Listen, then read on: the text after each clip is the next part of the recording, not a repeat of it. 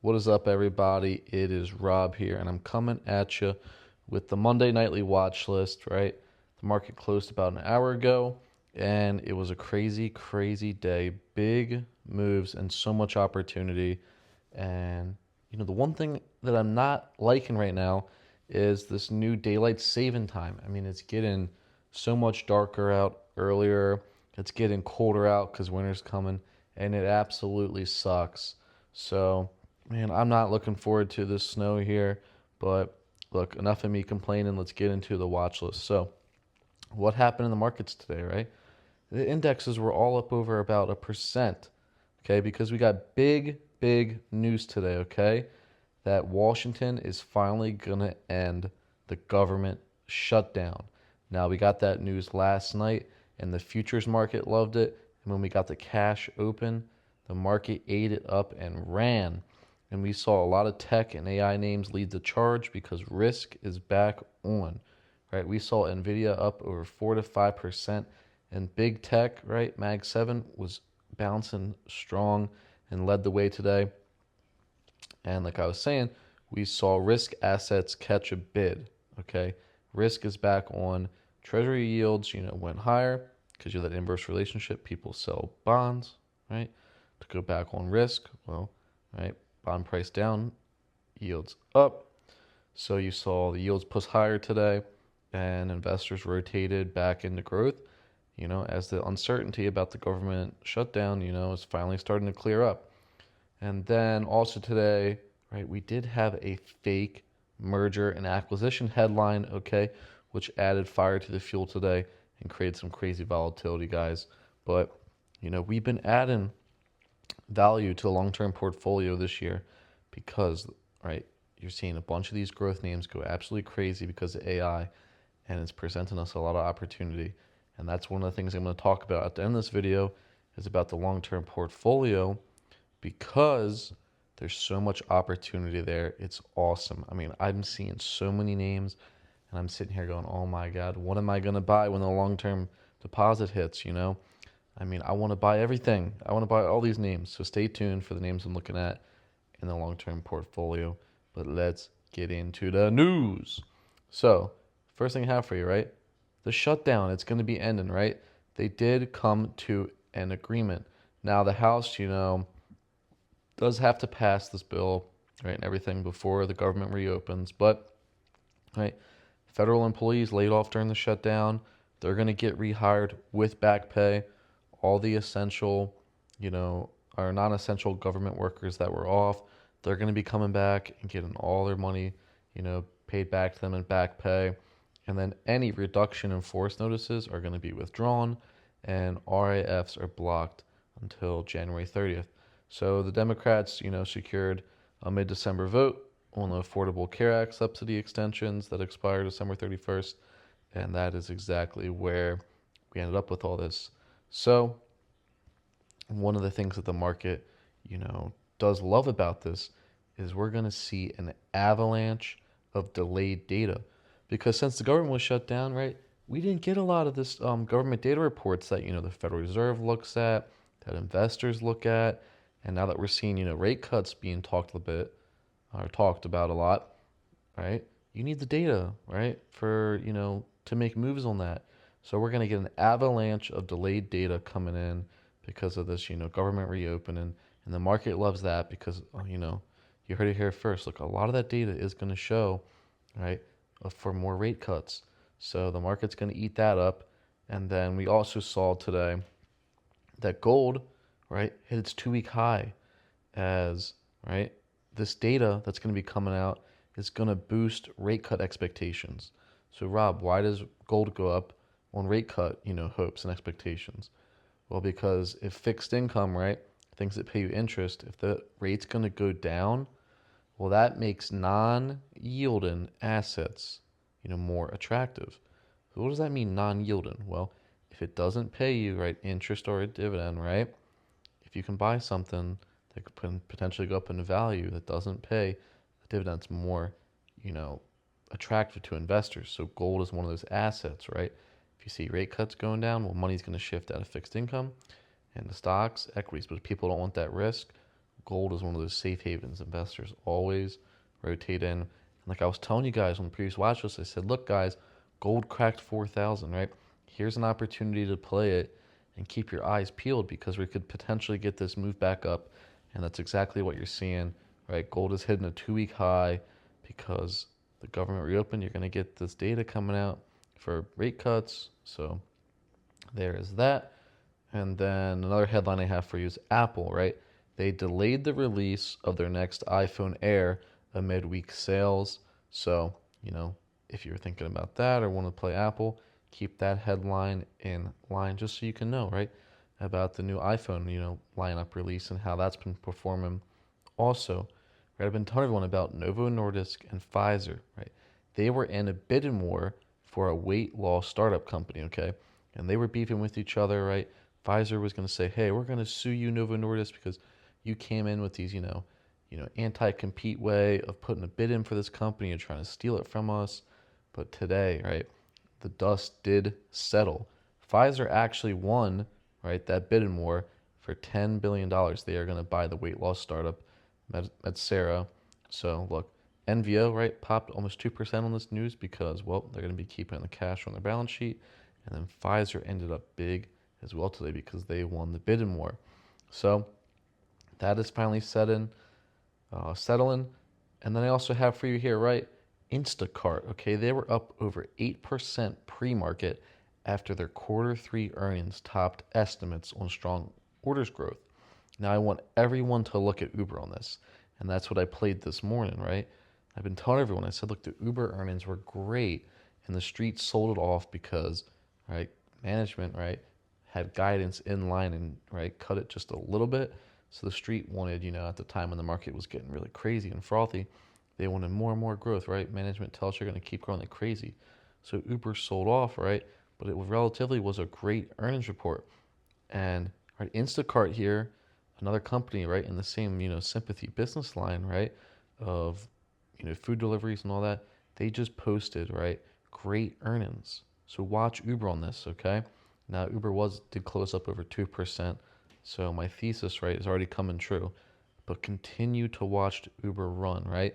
The market is now back to risk on, and Uber is one of the names that I can continue to see to really push higher because they had a great earnings, okay? So keep your eye on that. And then, as we know, all things that are great must come to an end. And what I have for you here is Berkshire Hathaway. Warren Buffett is going to release his farewell letter, right, today, as he's going to talk about the successor to Berkshire Hathaway, and what he plans to do with all his money and the rest of his life. So keep your eyes peeled out on that. But it's an end of an era, right? We did have Charlie Munger pass away, and now Warren Buffett is finally throwing in the towel and coming out with his farewell letter. So also look at BRK, right? BRKA and BRKB, like they're different classes of Berkshire, right?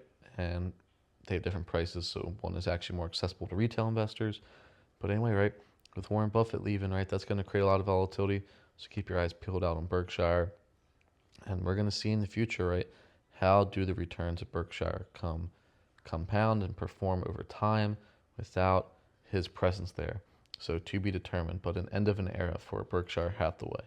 And then, right, with risk assets on, I thought this was an interesting headline to pay attention to, but Robinhood was up over 4% pre-market because they came out and said they're going to try to let normal people, as they call it in quotation marks, invest in AI firms. So there's going to be more have to be released on this, but I'm thinking they might come out with some sort of funds where you're going to be able to invest in artificial intelligence companies. Now, this still has to be worked out, but I've been telling everyone AI bubble, AI bubble. Well, look at Robinhood for this. It's going to be interesting to see. Maybe that can create some opportunity. So Robinhood aims to let normal people, I don't know why they had to phrase it like that, and invest in AI firms. And then Celsius, right? They got absolutely smoked on their earnings report, and they announced a $300 million share repurchase program. So the stock was up over 5.5% pre-market on that because as the management buys back shares on the open market, well, that lowers the supply of shares. So if there's less shares, well, that's going to increase the price. So keep your eyes peeled out on Celsius because they did tank on their earnings, and it'd be interesting to see where they go from here. And the company did announce a 300 million share repurchase program. And then this was crazy, guys. If you've been following the channel, you already know I've been covering pizza for a long time here, and I've been telling you guys about how there's been these acquisition, headlines coming out, and you could have played that. Well, today, right, there was a fake buyout news headline, right, that said, all right, pizza's going to be taken private for $65 a share. And so you saw, right, a candle up of 11% instantly on that headline, okay? And it turned out to be fake news. So you know what's happening, right? The stock was still up over about 7% at close because this hasn't circulated. Not everyone knows it's fake news yet, okay? But it is. So watch for pizza to come down at the open tomorrow. But also, look, it's still possible that this company gets bought out, okay? So keep your eyes out on pizza. I keep telling you guys to look at it because it's a really volatile name with all these headlines coming out about buyouts and people retracting their offers, putting them back in. So it creates a lot of opportunity. So like I've been telling you guys, that is the news I have for you, right? The stock market is going crazy, back with risk on, and that's what I have for you guys. So peace out. One thing I did want to add here, I'm going to clip this video together, stitch it, because I forgot to say this, but I wanted to talk about the long-term portfolio, right? There's so much opportunity that I'm seeing, and we're drowning in opportunity, right? When this next long-term deposit hits, we're really going to have to think hard here of what we want. But what I'm going to go for, right? I'm going to have to look at my individual portfolio to see what name makes the most sense to add. And you have to do the same, right? Look at what you currently own. Look how you're positioned, okay? And that's, right, your portfolio, as I like to call it, your garden, right? It's going to tell you, right, what to do, right? But there's a lot of names that I want you guys to keep your eyes out for, right? Chipotle, okay? That's the first one. The second one is Nike, okay? Now, Nike had a huge run up before, right? It already sold off, but popped, right, months ago on its earnings report. But now it's selling off, coming back down to the lows.